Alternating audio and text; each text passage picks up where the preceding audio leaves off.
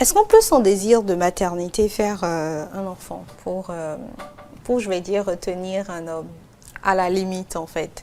Oui, je dis oui, mais je ne valide pas le fait, en fait. Je dis ce qui est, d'accord? Oui, il y en a qui le font. On va parler plutôt de la question validation ou pas. Ok, donc on va tabler sur la validation. Oui, est-ce que c'est bien? Est-ce qu'il ne faudrait pas éviter ça un peu? C'est ce que j'ai tenté aussi de dire tantôt dans ma prise de parole antérieure.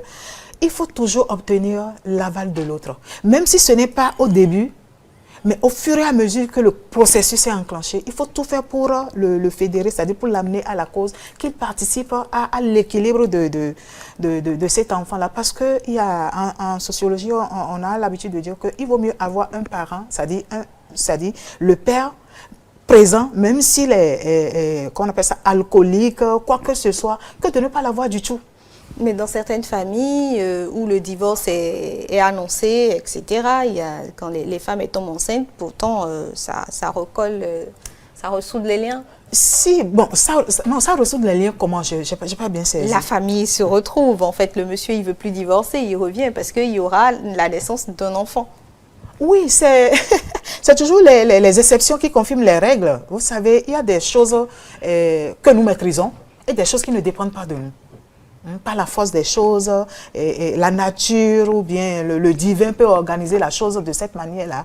Comme nous-mêmes, nous avons pris conscience peut-être de notre erreur en tant que femmes et nous avons trouvé les mots justes, c'est-à-dire la manière pour amener quand même cette personne-là, d'accord, à rentrer dans notre dynamique.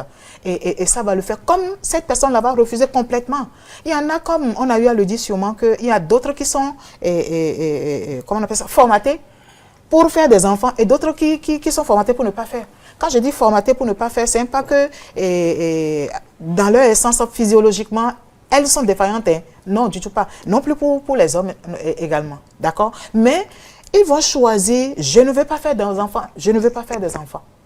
Et donc le fait qu'ils aient choisi cette option-là, même, c'est-à-dire même l'homme qui a choisi cette option-là, si toi, femme, tu te hasardes à tomber enceinte, il se détourne complètement et totalement de toi. Tu ne sauras pas qu'on dit que lorsque l'enfant apparaît, le cercle de famille applaudit ta grande cri. Mais pourquoi est-ce que l'enfant là arrive et l'homme est quand même fermé et dit non, je ne veux pas, je ne veux pas, je ne veux pas. Et refuse jusqu'au bout.